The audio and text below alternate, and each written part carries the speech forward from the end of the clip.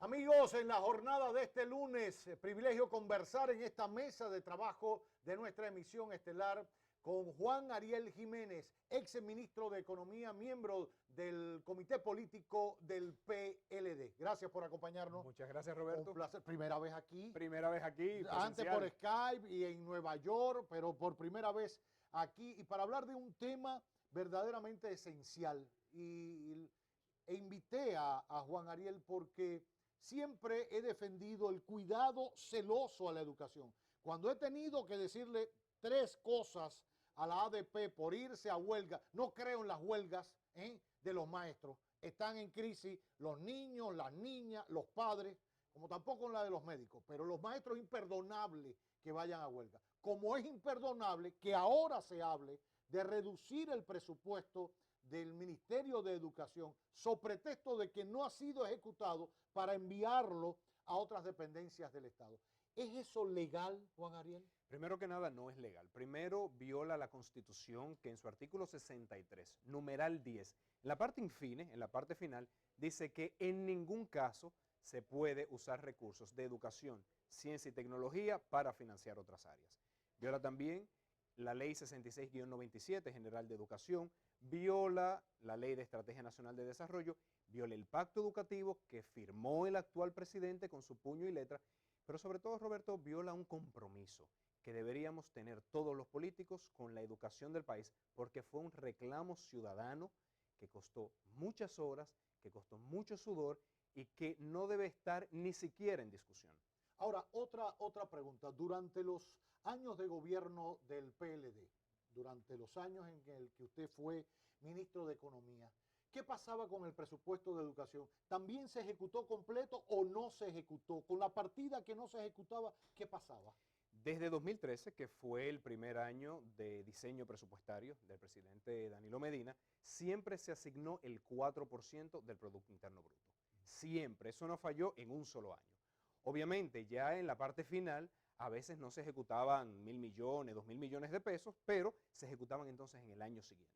O sea que desde el principio ese presupuesto nunca se afectó por un presupuesto complementario y obviamente ahora estamos viendo que se repite, Roberto, porque yo quiero decirle a los televidentes que desde el año pasado el gobierno ha sido reiterativo en reducir el presupuesto de educación. El año pasado, en la corrección del presupuesto, les redujeron 5.350 millones de pesos al Ministerio de Educación. ¿Cómo Este año, lo redujeron ante la cara de los legisladores y de todo el mundo? bueno, y alegaron que había problemas con el COVID, que estábamos en emergencia, y eso es hasta entendible.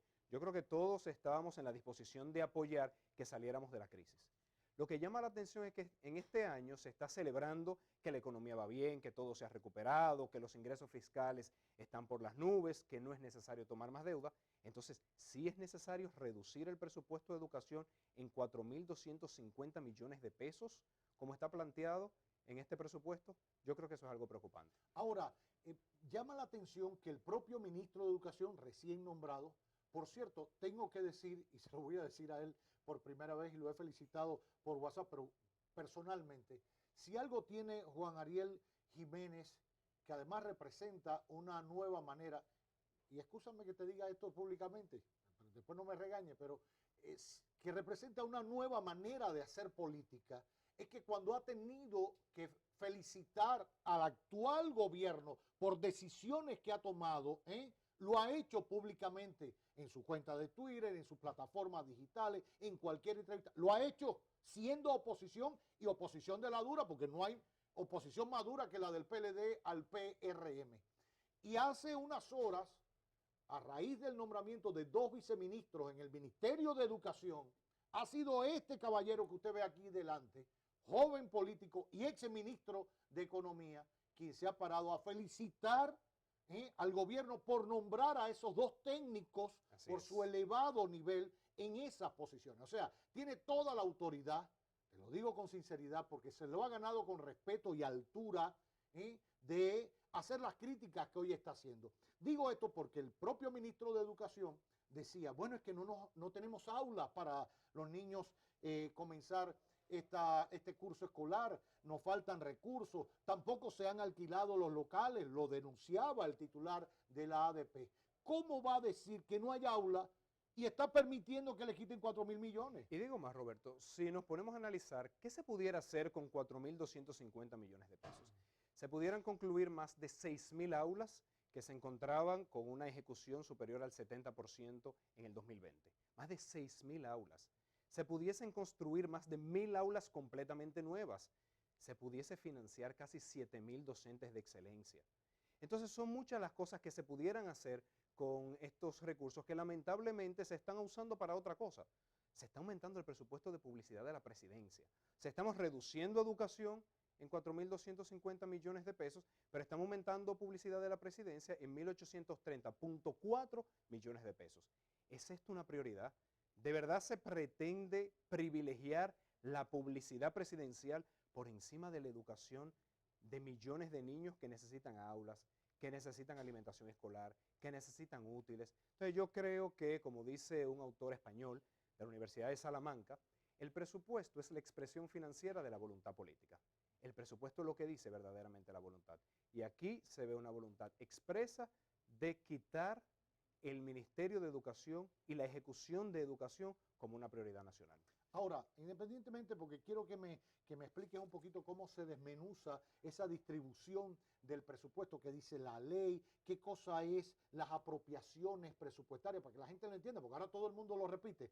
Pero primero, tú como economista, ¿crees que es necesario, olvidémonos de la campaña y de todo, este país de tercermundista, con cierta precariedad de todo, al margen del COVID y todo, cuando se aprobó el 4% no había nada de esto y teníamos las mismas necesidades económicas y había que buscar dinero y había que pedir prestados, etc. Y había un propósito claro de que el 4% destinado a la educación, que creo que debe ser una de las grandes batallas de cualquier administración, y una de ellas es acabar con el analfabetismo en este país, que es penoso que en pleno siglo XXI no hayamos proclamado ante la UNESCO que somos un país libre de analfabetismo, y para eso hace falta recursos, que el 4% sea suficiente o no, que para variar eso porque sobra dinero o no se ejecuta, es por mala ejecución o porque realmente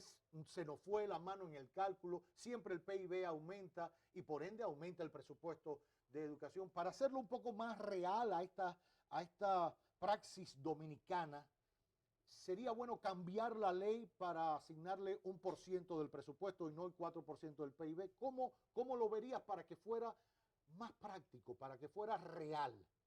Yo creo que tenemos que gastar más y mejor.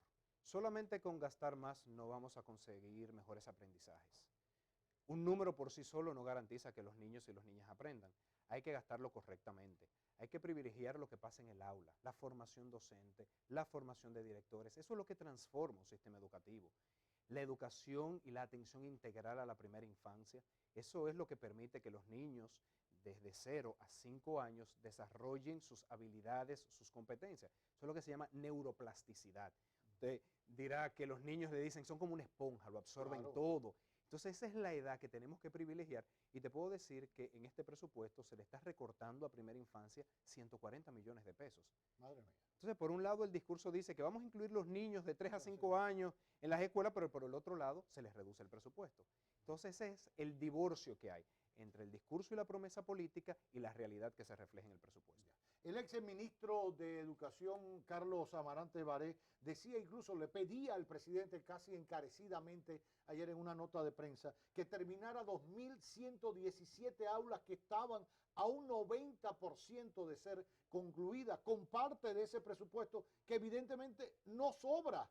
Que no se ejecute no quiere decir que sobre, es que no se ha ejecutado. Y si hay aulas o escuelas a un 90%, 2.117, ¿por qué no terminarla? Y evitamos alquilar locales que no tienen condiciones para que los niños reciban docencia que la van a recibir mal, porque no hay condiciones para ello. Ahora, desmenuzando lo del presupuesto, para hacérselo explicativo a la audiencia, ¿qué plantea la ley?